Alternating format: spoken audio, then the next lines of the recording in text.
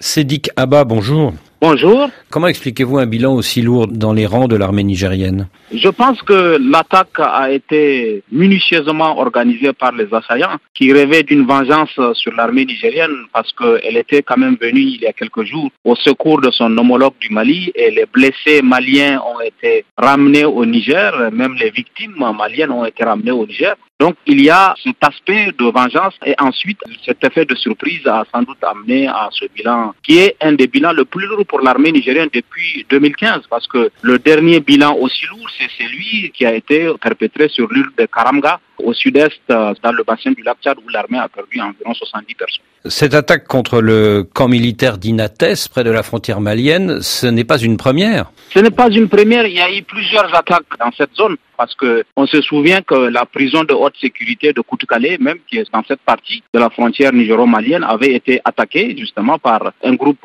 terroriste. Mais il y a chez ces groupes-là la volonté de jouer sur l'effet de surprise quand ils attaquent à Tilaberi, ils attaquent à Yorou. Et donc il y a la multiplication des cibles qui fait que souvent ils peuvent être amenés à déjouer justement la vigilance et à se faufiler pour pouvoir attaquer des villes. Le premier coup d'éclat des djihadistes dans cette région, c'est l'attaque de Tongo. C'est en octobre 2017. 5 militaires nigériens et 4 soldats américains sont tués. Est-ce qu'on peut parler aujourd'hui d'une montée en puissance de l'EIGS, l'État islamique au Grand Sahara? Absolument. L'EIGS est le groupe le plus actif. Il y a 3 groupes. Il y a l'EIGS, il y a le groupe de soutien à l'islam et aux musulmans de Iyad Agali et il y a ACMI. Donc, de tous ces 3 groupes, l'EIGS est le groupe le plus important. Et plusieurs sources sécuritaires redoutaient justement que des faits au Levant, l'EIGS se replie sur le Sahel à travers une infiltration par la filière libyenne. Et aujourd'hui, on peut justement penser que l'hypothèse d'un renforcement de l'EIGS qui a été défait au Levant, cette hypothèse-là plane de plus en plus forte avec ces différentes attaques.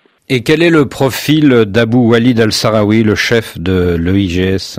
Le chef de l'EIGS, c'est un dissident et à la fois aussi un héritier quand même de Mokhtar Belmokhtar, puisque c'est lui qui avait fait la scission de El Mourabitoun pour faire allégeance à l'État islamique à l'époque. Et on se souvient que l'État islamique avait pris le temps avant d'accepter cette allégeance. Donc lui, il reste encore le partisan de la manière forte. Les autres groupes djihadistes peuvent avoir des velléités éventuellement de pouvoir un jour ouvrir des discussions, mais lui, il est partisan de la manière forte, puisque comme vous savez, quand même, c'est le même groupe qui avait en janvier 2013 attaqué la base de In Amenas en Algérie, et il avait à l'époque déjà pris une part active dans cette attaque très violente, et aujourd'hui, il continue. Et la multiplication des attaques dans cette région des 3 frontières depuis 6 mois, est-ce le signe que l'EIGS a pris le dessus sur les armées nationales qui sont positionnées dans cette région? Non, je ne le pense pas. Je pense qu'il y a dans cette attaque, particulièrement la toute dernière contre le Niger, la volonté d'amener le Niger à faire le choix que le Mali a fait. Puisque comme vous savez, depuis la dernière attaque sanglante sur la frontière, le Mali a décidé de replier tous les postes avancés pour qu'il y ait maintenant des garnisons importantes et avec des patrouilles. Je crois que l'EIGS, connaissant que le terrain lui est favorable, a la volonté aussi d'amener le Niger. Mais il n'y a pas un abandon de cette zone de 3 frontières.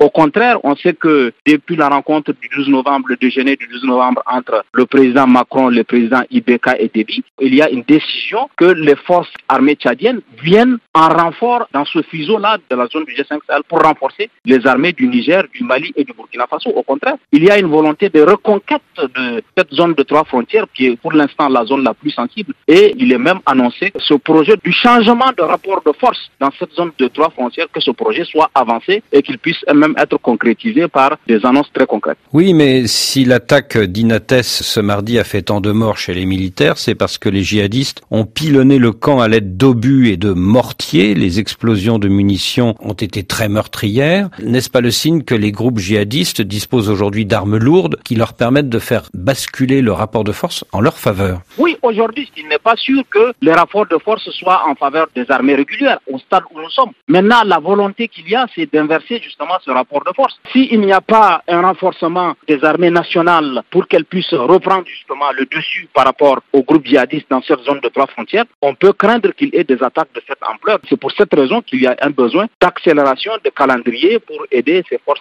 armées à monter en puissance à travers le G5 Sahel ou à travers l'accompagnement de la France avec l'aide de la force Barkhane. Sédik Abba, merci.